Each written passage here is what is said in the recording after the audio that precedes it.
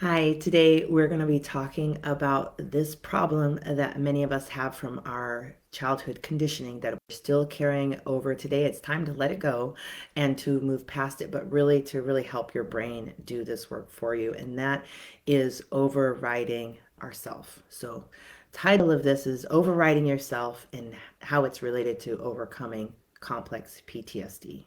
So, this is really important because this is really where it's one of the really important pieces about how we feel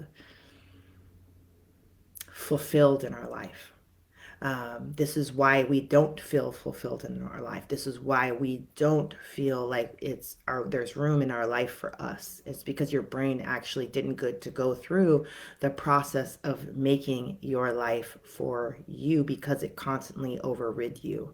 And this happens a lot when we have childhood experiences of who we are, our needs, our wants, our desires being too much for the environment, being unwanted, being rejected, being punished, and it being it told in no uncertain terms by behaviors or words that we don't want that. I want you to do what I want you to do. I want you to say what I want you to say. I want you to think what I want you to think. And you need to override all of that and do what I tell you. And so not all of our environments were intentionally doing that, but that's what we're talking about. How do you stop this pattern of overriding yourself when you have a complex history of childhood abuse or neglect or, yeah, trauma? So that's what we're going to dive into. I'm Rachel McLeod. I'm a mental health therapist and an emotional wellness coach. I help people do the brain work for resolving issues like this and also issues like anxiety, depression, and traumatic stress. The brain has a beautiful process for that. That process gets blocked or stopped. And so when that process isn't running, we don't get the resolution of our symptoms. We don't get to overhaul and resolve patterns of overriding ourselves.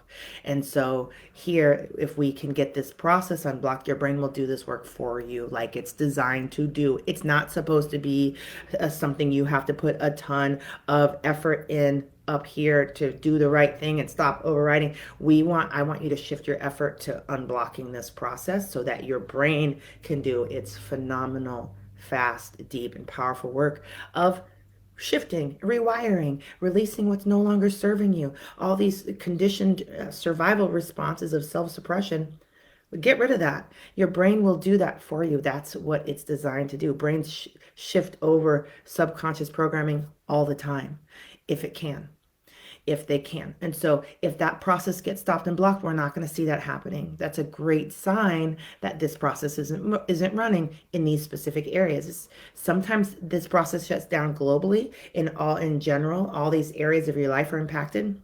Sometimes it's just in small areas. You've got mostly where you're connected with yourself. You're not overriding yourself, but over here in this one area, you are. And that's a problem in that area. We want to take that one area and get that unblocked and get your brain to stop overriding you in there and let your authentic self show up. Make sure that there's room in your life for you in every area. And so that's really what I specialize in doing. And the part of the brain that blocks this process is your survival system. And so that's why I'm encouraging tons of intervention use that's very specific that talks to that part of the brain. And these interventions are very different. We are using the body to send communication to that part of the brain. This is very different than talk therapy. Talk therapy, we're engaging the thinking center. We're learning things. We're gaining skills. That does not mean we're going to shift subconscious programming. We're going to resolve symptoms. We want to talk to the part of the brain that will let the brain resolve the symptoms and let the brain figure out how to stop overriding you and letting you be the active participant in your life. Let you be in the driver's seat. Let you be in the captain's. I don't know what they seat. There we go.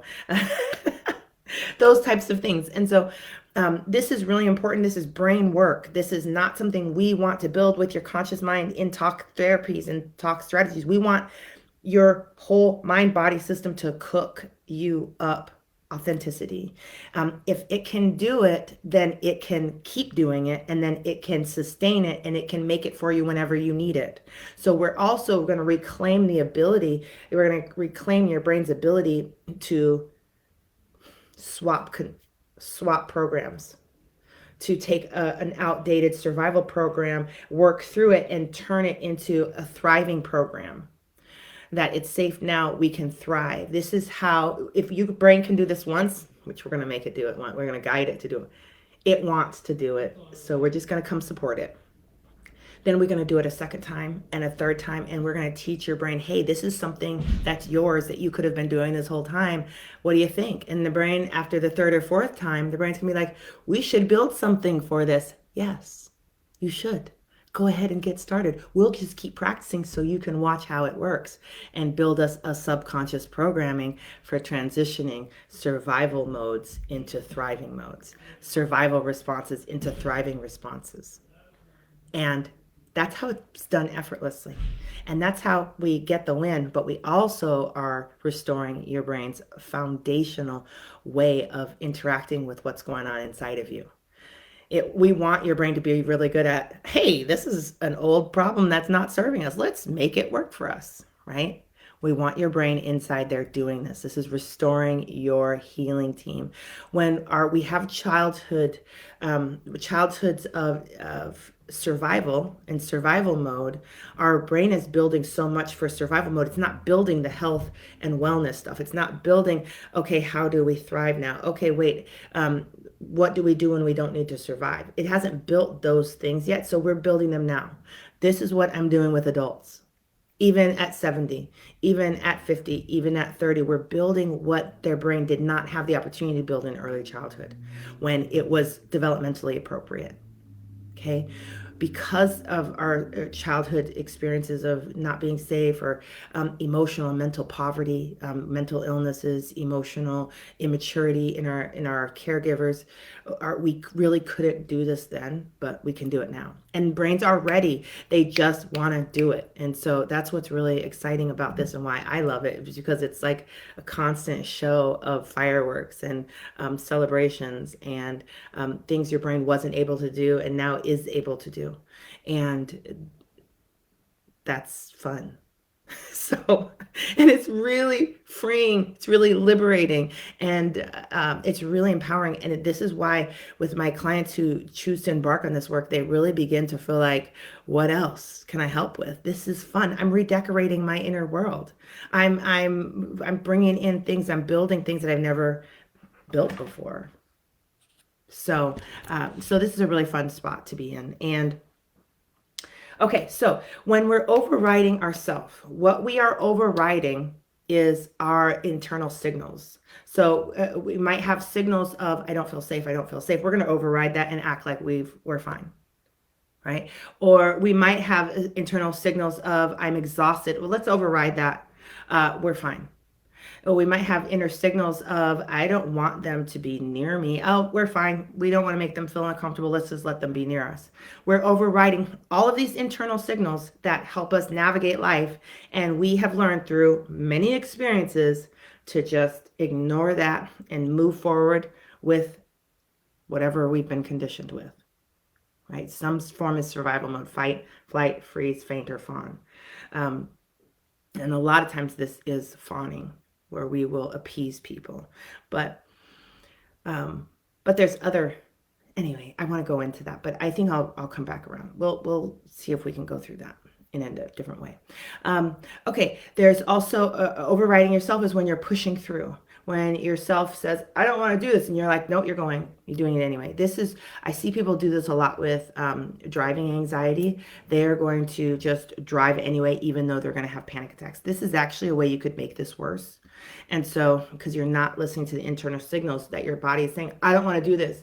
We don't have a safe way of being with this. I don't know what to do. This is going to be re-traumatizing. We're going to go into a state of, I can't handle it, our mind-body system is, and we're going to not get the success. We want to start listening. Just because we listen doesn't mean we're not going to get the win. And that's something that we learn along this journey, is that if we listen, it's actually the fast route to get where we want to go. And I teach that by practicing it because I want you to see for yourself that working as a team with your inner world gets you better results. And because I can say that to you, but until you could see that 1 minute of working with yourself offered you like untold numbers of benefits, now you're convinced. I don't have to talk about that a whole lot. You saw it for yourself. And that disinformation is actually helpful, which is not what we learned in childhood, where we gave this information of I don't want to do it, and we may have been hurt, we may have been yelled at, we may have been called names, we may have been scapegoated, we may have been the source of someone's frustration. And so, or maybe people bullied us, or maybe our we've got some peer pressure. It didn't go well multiple times, not just one-offs, right? When we got this conditioning, these are not just one-offs. This was a reoccurring theme in childhood. So your subconscious mind built a whole program for it. And I want to talk about that for a second because it's important. If something happens one time, it's an experience. Brains will process this, and if they can, and there's a lot of it, we just keep moving, right?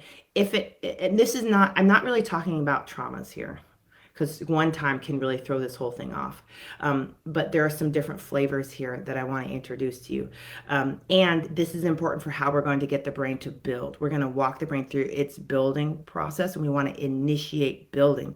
We want to signal, hey, build something here. And so if we have a success one time, the brain is like, oh, that was great. This is good. That's what we're like, right? We have it 2 times, and we're like, oh, look at this. This was interesting. We do it 3 times, and now we have the brain's attention, because the brain is not going to build for stuff that you're not going to use. The energy is too precious. The wiring, the maps are too important. It's not going to do that. Now you go 4 times and you walk your brain through this awesome thing you just did 4 times. And now it's listening. And it's like, I think this is going to be happening more times.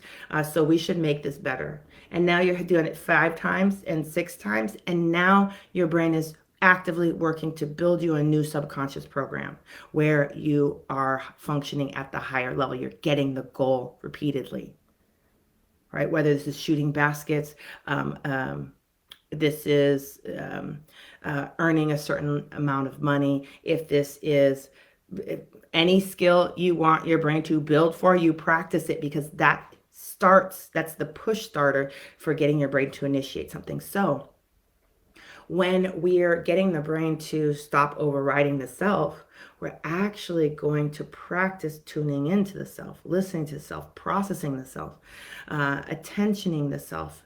We're going to practice those things repeatedly so that the brain is saying, oh, hey, we're going to listen this time. Oh, wait, hold up. Now, after 4 or 5 times where we're not just listening, we're also processing the information coming from the self. I don't want to do that, or I want to do that. We're listening here, and we're actually teaching the brain. We listen to ourselves now. And this is going to happen through repetitions, and we're going to support it. We're going to make sure your brain is in a processing, learning state. And so we're going to pull it out of survival mode and into that processing, regulating state. That's why we're using interventions that work specifically to influence the survival system to, hey, it's safe, let healing happen. Thank you for your great work, and it's safe. Go ahead and let the whole mind-body system work on healing, resolving, understanding, translating this. So that's what we're going to do, right? But we're also going to do the practice. So we're going to use an intervention here to shift the brain over and hold it over. But we're also going to practice listening to the self. And we're going to pick things. We're going to pick a place where you're overriding yourself, where your brain does not have a program for including yourself. We're going to pick that place. So it's great. You're overriding yourself. Great. Show me one of those. Which one are we working on? Right? And then we're going to take that and we're going to hold your brain on it and make sure your brain is in that healing stance, that healing state, that processing, learning state, so that your brain can learn all about this. Well, why are we overhauling ourselves? Oh, because of that experience that time that this happened. Oh, we saw them do it too. It seemed to work better. Look, there wasn't any problems when that happens. Look, if we did this, this person screamed. Your brain is reading all that data, whether you know it or not. That's what's happening. Your brain is actually looking at this overriding thing and looking at the emotional layers of this, the subconscious programming layers of this, the experiential layers of this, the thought layers of this, the energy that moves, the patterns that move through your body. It is doing all of that. That's powerful.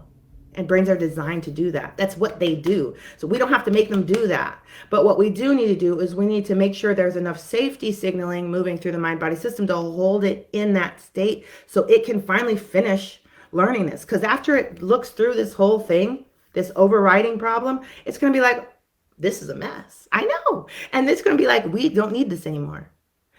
And this is if it's post-traumatic stress. Now, if you've got ongoing stress, this is different. Your brain's going to read the stress levels and the safety signals accurately. And if you are not safe to express yourself, your brain is not going to allow you to express yourself. Your survival system is responsible for keeping you alive, and that's how it should work. Now, but if you're in post-traumatic stress, that means it happened a while ago, at least 6 months ago, and it's safe now. You're going to watch your brain shift this stuff around. You're going to watch yourself stop overriding yourself. Your brain is going to go through its process of learning. You don't need this safety defense mechanism anymore. That's who needs to figure this out. You do not need to sit in your therapist's office and figure out that you don't need the safety response anymore. Your brain actually needs to go through its response for doing that. Now, if you are going to sit in your therapist's office and say, I don't need this anymore, and you figure out and you realize you don't need this anymore, and you shift your brain in this brain state where it's processing, now your brain is going through that process with you and your therapist. But if you don't get the brain over here, you're going through it and your survival system is still chugging along towards survival mode. This is not a healing learning process. So you're learning all these things. Your whole brain isn't. You're still going to go live your life as if your executive functioning has never even had the realization, has never learned this stuff, because it hasn't, because it didn't go through its process for learning that it's safe now.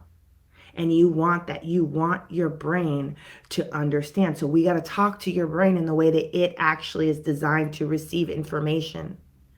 And that's what we're learning right now. That's why we're having explosive results in healing anxiety, depression, and traumatic stress, because we're actually starting to work with the brain. Some of us, right? Some of us are actually talk therapists that really are skilled at support and all these other brilliant things.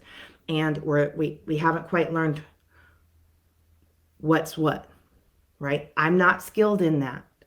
I'm not. As a matter of fact, I tell my clients, your brain is running well. It is doing what I want it to do in your arguments with your spouse. I love that. I cannot help you figure out what to say here. I could blow up your relationship. Why don't you go get a therapist that can teach you these strategies and provide that support to integrate those different communication strategies? I don't do communication strategies, right? I do, is your neurology going to even support you having a calm, logical, reasoning conversation? Are you going to talk to your spouse in a survival state, or are you going to talk to your spouse in a processing state? And we're here to get your brain to do this. That's what I do. Once you're over here, good luck. There's beautiful supports for that. And if we could figure out who we are as therapists, we would help you all navigate this process so much better and so much faster. So, okay, I'm gonna bring this back. So, the other thing that we do, that we've been conditioned to do, and this happens a lot. It does not take a dysfunctional family system for this dysfunctional behaviors to take place. And I'm going to point them out here because this may be an easy spot for you to sink into and create some change and get some really big results, because it's not usually trenched in trauma. And that is bypassing emotions. This is when I see this a lot. If somebody is really feeling hurt about something, somebody will come along and say, well, at least this. And they're shifting them out of the hurt into a place that's more logical and reasoning. And so we're just like, ooh, get out of there. Go. Well, hold up. This hurt is just as divine and just as helpful and is just as a healing part of their team as is the happy feelings. They need this process and they're going to need support because this hurt registers as pain in the brain. That means we're going into a survival system. That means the brain is not going to be likely to hold over in an open processing state. We're going to be able to just pull that hurt all the way through the mind body system and convert it into insights, epiphanies, healthier ways of being, acceptance, new beginnings, all the beautiful things that hurt is designed to do. And we just say, oh, we're going to get out of there. We want to get in there and help people and help ourselves, really. If you can do this for yourself, if you're trying to do this for yourself, you can do it as much as you need for your brain to practice and get the win and create the change. We want to hold that while you're hurting. We want to be in there for a little bit and process. We want to be in there and shift into that processing learning state. And that's the pain conversion process. We want to sit in that state because then your system, it only takes about 2-3 minutes. It's not that much time. And you get to be inclusive of this pain. Your brain gets to learn from it. It gets to create the data from it. This pain is part of how your brain creates a healthy way of being in the world. It's the difference between having only the positives and having only the negatives, but it's the process of the brain will finally be able to bring them together and create an accurate understanding of reality. All this stuff that's going on in your body is the information about reality. It's the only part of you that's going to be pulling from the reality plane. If you can't get this stuff processed, you will have a crappy understanding of reality. It will not be functional enough. And that's why we want to stop bypassing what's going on in our body, our somatic information, our sensory information, and the negative aspects of those, because the positives just zip through the healing process. The negatives can get flagged by the survival system, get sent out and used for survival states. And then it goes back into the body. And then it tries to come up again like, hey, I have information for you. And it gets blocked out again by the survival system because it's pain. All of a sudden, we're going to pull it up and get it running. And then we're going to shift the survival system into processing, not survival mode. We're going to say, hey, come over here. It's safe. And we're going to get that pain up here. They are going to read that and that's where they start rewiring instantly. They rewire to make life like, hey, if you walk this way, you're going to bump into that table and you're going to hurt our arm and our leg. And so let's go ahead and walk around. That's because they process the hurt. If your body can't send a report about bumping into something and getting hurt in the arm, you're going to keep bumping into it. And so if it can't report something about a rejection that you experienced, if it can't report that, you're gonna be susceptible to keep being rejected in that area because your brain won't build something different to walk around that rejection or to climb over that rejection, rise above that rejection. And so all these habits and patterns we have of overriding ourselves really are just the fuel for growth. Every place you are overriding yourself, if you can get in there and actually pull that information in and through your mind body system, through that door of processing and learning and converting, digesting, all of a sudden you get all this win. And so these places where you are overriding yourself are not places to be ashamed of. Those are places your system hasn't ironed them out yet. It hasn't reworked them. And so those are actually your opportunities for growth and wellness. And this is where we start hunting for these things. Ooh, where's the next one? Oh, and the next thing you know, we're looking out for them. And then pretty soon they're cleaned up and we're like, we can't find any. And our brain just was like, it just starts forgetting about them because it's not hypervigilant anymore. We're not playing the game. It's feeling more masterful. And so it's just releasing it from the conscious level. It's working on it from the subconscious level. And it's like, you go ahead and live life. I'll keep watching these guys. I know how to work with them now. That's good work. That is a brain that's like, I got this. I'm confident. I've practiced enough. Yeah, I'll build an unconscious competence. I'll build a subconscious program. I'll handle this without, like I handle your heartbeat. Don't worry about it. I got this. That's what we want. And we're going to help the brain do that. And we're going to use these places where you're overriding yourself for health and wellness creation. That's the spot. And you're going to watch what your brain does. And that's when you're going to fall in love with your brain. That's when you're going to be like, wow, this is awesome. What I learned to do with it wasn't helpful. But now what I'm doing with it is like sky's the limit. There are no limits. It's unlimited what your brain can do for you. I don't think any human has ever reached the limit of the powerful, wonderful things your brain can build for you, make for you, create for you, and bring into your life for you. And it's the only thing on the earth designed to do that for you, your brain. So we want it skilled. We want it doing this. So, okay. With overriding yourself, there are levels to this and there are spectrums to this. And the more complex the childhood trauma and neglect or abuse is, the more overarching we're going to see this is going to be a spectrum of I don't know who I am. Is going to be more what we're going to see over there. People that have less complex trauma are just going to have areas of frustration, limitation, and malfunctions in spaces. And it's going to be more specific. Over here, it often is general. It's like in every area, I just don't know who I am. I work with lots of people like that, but I also work with lots of people who just have that. Mostly they're being themselves, but in this one area, I feel like I should draw this, but in this one area, I don't know who I am. And that's really where we get the brain to stop bypassing all those signals, all that information. We start getting the brain to learn about who they are in this specific spot. Now, this is also how I treat people that everything is, I don't know who I am, is we're actually going to pick one spot and help the brain build in one spot. When we get that one spot built, the brain is going to sit back and be like, this is everywhere. Well, we should see what if we use the same program over here? What if we should use the same program over here? And the brain will be working on that 9-day when you're sleeping. And so we're just going to work on one, and then we're going to come back and see your brain. It's going to do it in multiple areas. And then we're going to pick another spot where you're struggling, brain, and we're going to go in there. And we're going to rebuild that in that area. And then we're going to kind of step back, and the brain's going to spread it out.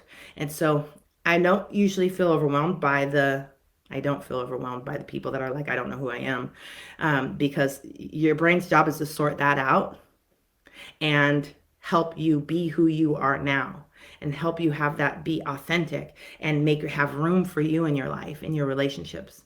And this is the work of, if you can't find yourself internally, how are you going to assert yourself? How are you going to put yourself out there? And we want people like, hey, open the door for me and invite me in. And that's lovely and beautiful. And it's not usually sustainable enough to really overcome complex PTSD. It's great to let your nervous system feel what that feels like, because that's how nervous systems are like, oh, this could be okay. Look at this. We thought this might be death. It's not. We survived this. And those are beautiful, helpful moments. And I want you to have lots of those. And I want you to be able to come into your inner world and create that health and wellness and restore these processes and these functions that'll be with you for the rest of your life. And they'll just get better and better and better and better. So there's a lot here. There's a lot here. I really focused a little bit more on creating function than really going into how this shows up in your life. And so this is what I'm going to do. I'm going to wrap this up, but I want to invite you to share how this shows up in your life. And because I think from what I have noticed, people like to hear about each other.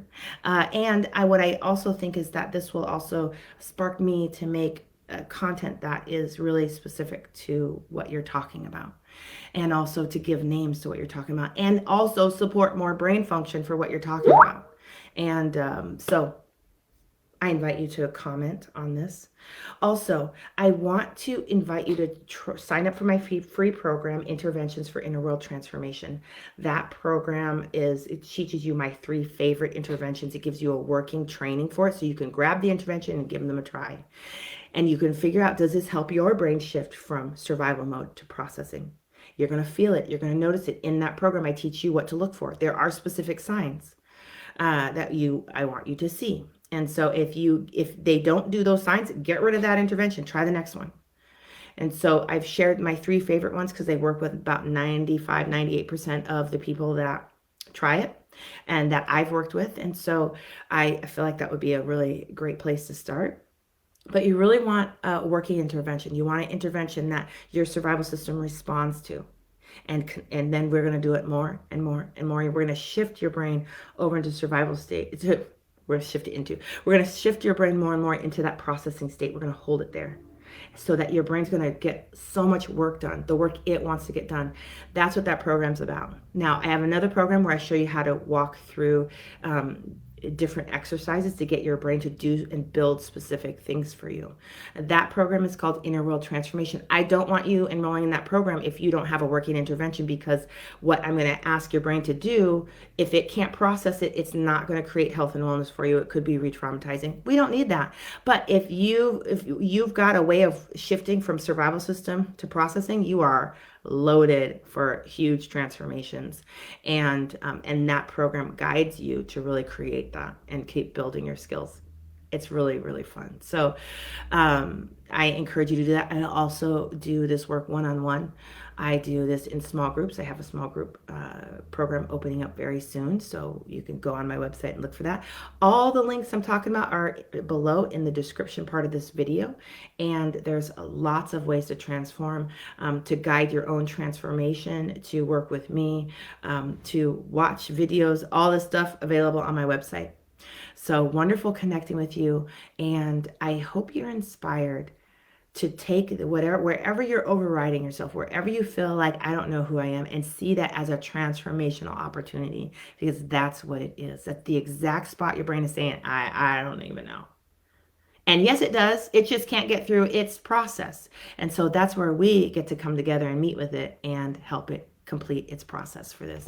And you get to be yourself here and learn to include who you are, what you want, what your desires are into your life and into your relationships. So that's where that deep fulfillment and satisfaction and empowerment come from, and confidence. So I will see you all later. Take care. Bye.